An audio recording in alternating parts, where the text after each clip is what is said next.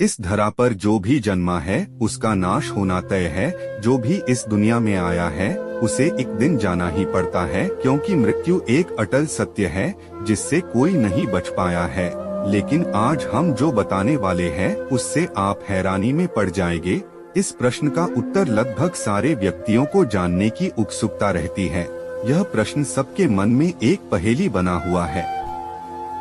आज हम आपको बताएंगे कि आखिरकार मरने के बाद आत्मा 24 घंटे में बाद फिर से अपने शव के पास क्यों लौट आती है। हम इसी बात पर प्रकाश डालने वाले हैं कि आखिरकार मरने के बाद आत्मा 24 घंटे के बाद फिर से अपने शव के पास क्यों लौट आती है। मरने के बाद एक इंसान के साथ क्या होता है, यह गरुड़ पुराण में लिखा मिलता है। गरुड़ पुराण के अनुसार मरने के समय 2 यम के दूत आते हैं। जो लोग अच्छे कर्म करते हैं उनको आदर पूर्वक ले जाते हैं, और जो लोग दुष्ट होते हैं उनको प्रताड़ना देकर ले जाते हैं। ये दोनों दूत इस आत्मा को यम के सामने ले जाते हैं और इसको यहीं पर 24 घंटे के लिए छोड़ देते हैं। यहाँ पर इसके गलत कर्मों को दिखाया जाता है और फिर 24 घंटे के बाद इसको वापस 13 दिन के लिए वही छोड़ दिया जाता है जहाँ से इसे लाया जाता है। 13 दिन तक इसकी सभी क्रिया विधि संपन्न होने के बाद इसे वापस यमलोक लाया जाता है। इसके अलावा गरुड़ पुराण में बताया गया है कि जब किसी व्यक्ति की मृत्यु होती है तो यमराज के यमदूत उसे अपने साथ यमलोक ले जाते हैं। यहाँ उसके अच्छे और बुरे कर्मों का हिसाब होता है और फिर 24 घंटे के अंदर यमदूत उस प्राणी की आत्मा को वापस घर छोड़ जाते हैं।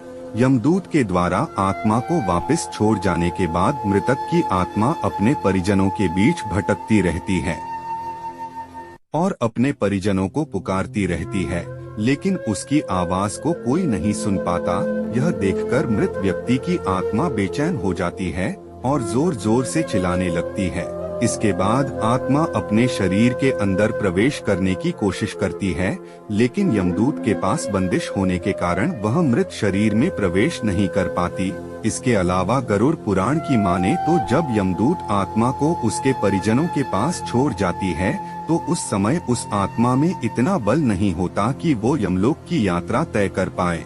गरुड़ पुराण के अनुसार किसी भी मनुष्य के मृत्यु के बाद जो 10 दिनों तक किया जाता है उससे मृतक आत्मा के विभिन्न अंगों की रचना होती है, और जो 11वें और 12वें दिन पिंडदान किया जाता है उससे मृतक आत्मा रूपी शरीर का मांस और त्वचा का निर्माण होता है।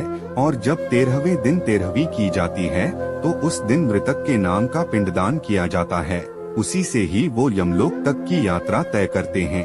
अर्थात मृत्यु के बाद मृतक के नाम का जो पिंडदान किया जाता है उसी से ही आत्मा को मृत लोक से यमलोक तक यात्रा करने का बल मिलता है।